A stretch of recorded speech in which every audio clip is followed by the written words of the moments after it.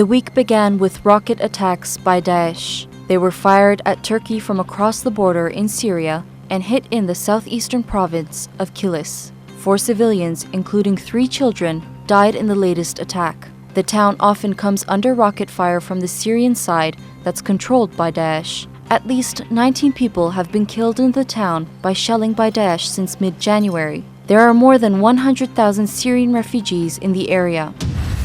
Turkey's Court of Appeals has rejected the so-called Ergenekon Case, which involved a suspected military coup. It dates back to August 2013 when an Istanbul criminal court ruled to convict more than 200 defendants. The appeal court says the case has several contradictions in areas that include the investigation, trial, and evidence collection. The case had been filed against 274 defendants. 64 have been sentenced to life imprisonment. The former chief of the army, Ilker Basbug, and 9 other generals were among them. Many of the defendants have argued the case was manufactured by courts linked to the Gulenist Movement, which the Turkish state says has infiltrated state institutions. Turkey's National Security Council considers the movement a major threat to the state.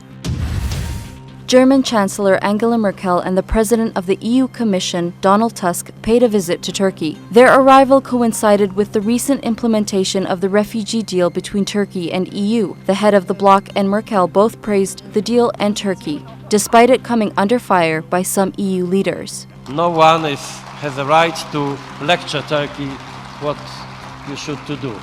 I am really proud that you are my partner.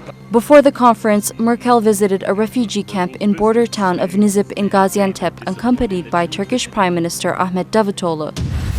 Turkey celebrated the 96th anniversary of the first season of its Grand National Assembly. The day was dedicated to children in 1927, and since then it has been celebrated as National Sovereignty and Children's Day. Every year, heads of the state hand over their chairs to children. This year, the president's chair went to an 11-year-old primary school girl named Başak, and the prime minister's chair went to another schoolgirl, Reyhan Nur.